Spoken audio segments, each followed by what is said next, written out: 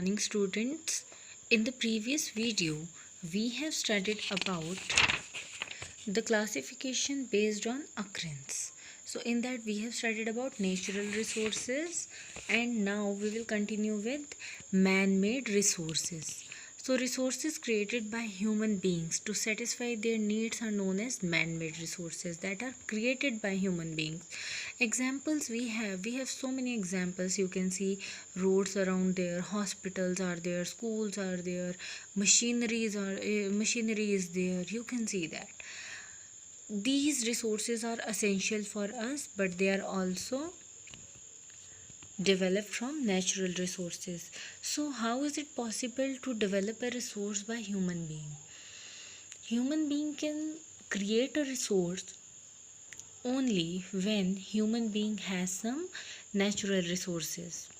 The quality and quantity of the people of a country determine its human resource. Even human beings are resource. We all are a resource.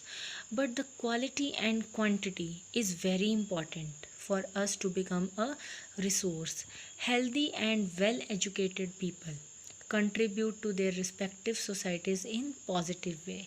If we are healthy and if we are well educated, in this time, in this lockdown, in this time of a pandemic, you are well aware that how important is your health and education. If we are well educated and if we are healthy, we will provide positivity towards the society. And if we are not healthy, if we are malnutrition, and if we are illiterate, we will not be able to contribute something to the society, because we will not be able to do anything. Suppose I am a teacher. For being a teacher, what I am doing, I am contributing it to my society. I am making you learn something. So अगर मैं ही educated ना होती and even और लोग भी educate ना होते, how they will be able to educate you people? So there are examples of two countries, Japan and Africa. In Japan, they do not have much resources. They do not have much natural resources, but they have used human resource. They have made their population skilled and educated, so they are developed. And in Africa,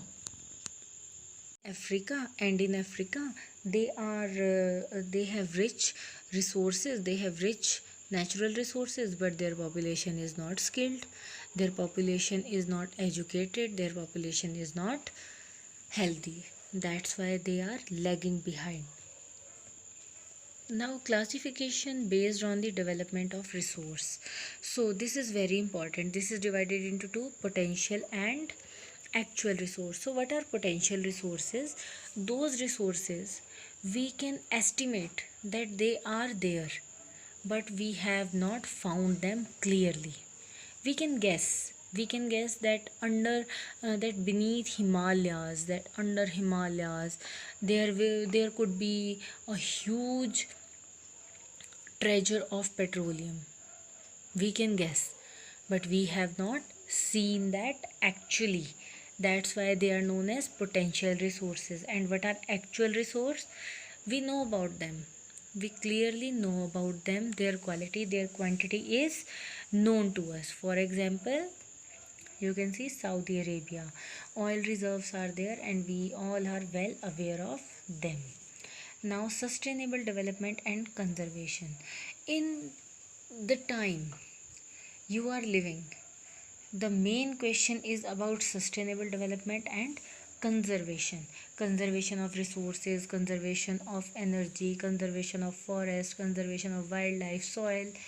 These all questions are of very very important. So you are supposed to read these things again and again. So firstly, what is sustainable development? Meaning of sustainable development is that take place without damaging the environment. We are growing, we are developing, but we are not damaging the environment. It meets the needs of present without compromising the needs of future generations. Means we are fulfilling our needs also, but we are leaving something for the future generation as well. Therefore, resources should be utilized judicially. Rationally, they must be utilized. No reckless use. So that after fulfilling our present requirement, we can save them, we can conserve them for our future generation. So it is essential that we, to conserve these resources, what should we do? Use all renewable resources judicially, minimize the depletion of natural resources, conserve the varied species. We must conserve all the species on the earth because every species has its own role to play and every role is of equal importance. The use of resources varies from one country to another. अब क्या है, in countries it is not like कि in the same manner we use our resources. There is a difference also. Due to technology and skilled human resource, the developed countries like United Kingdom and USA make optimum use of resources. So they have skill, they have technique, so they can use their resources fully. But developing countries like India, we have resources, but the thing is that we are not able to use them completely. Rapid population growth, so it is a problem. When population will grow, then the resources will be used recklessly, burden will be there on the resources. So there is a degradation, means the it declines, overuse declines the resources. For example, overutilization of soil has resulted in the depletion of the fertility of soil in many parts of the world. So in many parts of the world soil क्या हुई है, it depleted.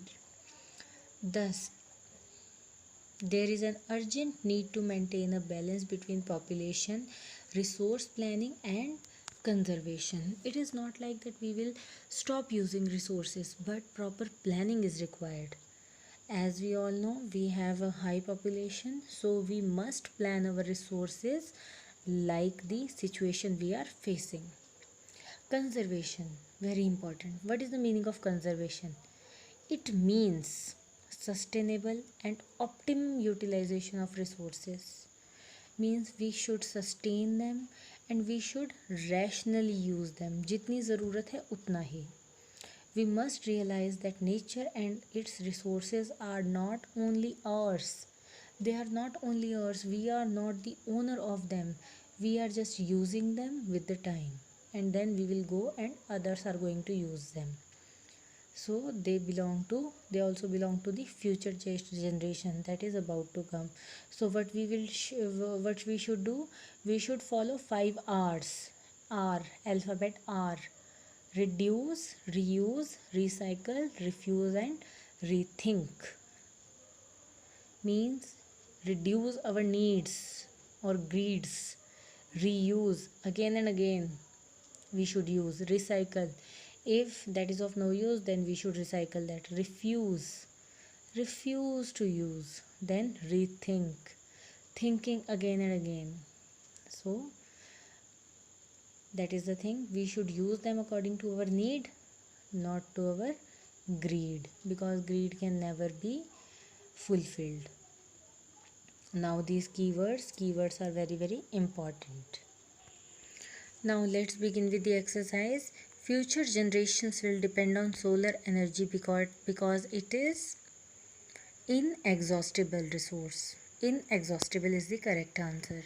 Which one of the following resource can be recycled? That is gold.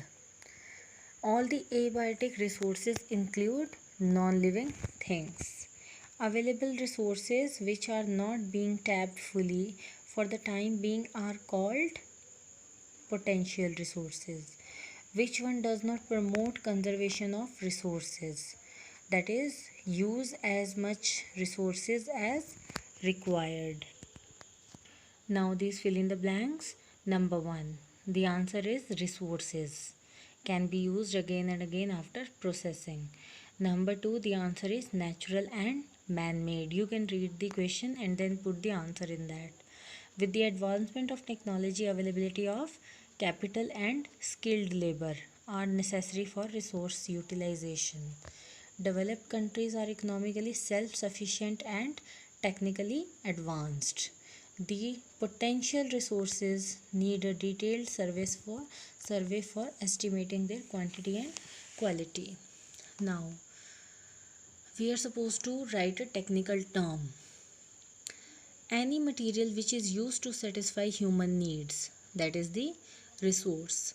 Resources which cannot be renewed, they are non-renewable resources. Resources which are created by human beings, they are man-made resources. The resources which are surveyed and developed, they are actual resources. Sustainable and optimum utilization of resources, that is known as conservation. And these questions I will solve them by my own, and I will send them to school, and they will upload that on the in the website in assignment slot. You can check it on that in 1 or 2 days. Then map skill will be done by me. You can copy it afterwards. So that is all for today, and in the next video we will start the new chapter, and that will be from your history portion. Thank you. Have a nice day, students.